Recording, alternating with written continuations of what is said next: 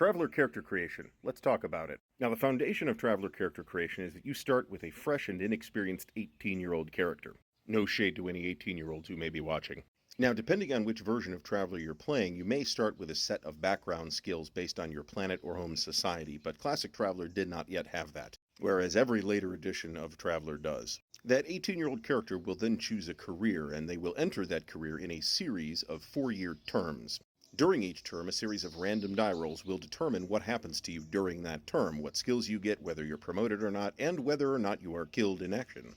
Dying during character creation is both the oldest Traveler joke and the least interesting thing about Traveler character creation, and in any case hasn't been true since the very earliest editions.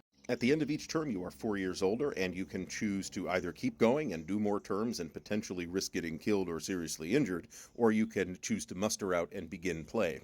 The mustering out process is a couple of additional rolls in which you can gain some money or some gear or potentially even your own starship. Or in more recent editions, shares in a starship, and this is presumably the starship that the group has. Now, Traveler is a skill-based system, the first skill-based system in tabletop role-playing games, and you will gain skills throughout your character creation process. The basic resolution mechanic is super easy. You roll 2d6 and you're trying to beat or meet the number 8, and you do have modifiers based on your level of skill and your stats and whatever situational things may apply.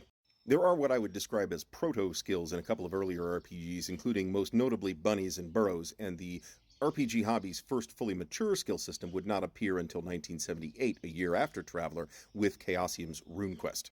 Nevertheless, there are very few games that beat Traveler to market in 1977. The number of pre-1977 RPGs is really, really small, and it's pretty remarkable that Traveler managed to do all this in 1977. It's safe to assume that you'll be seeing more Traveler content in this space, so give me a follow.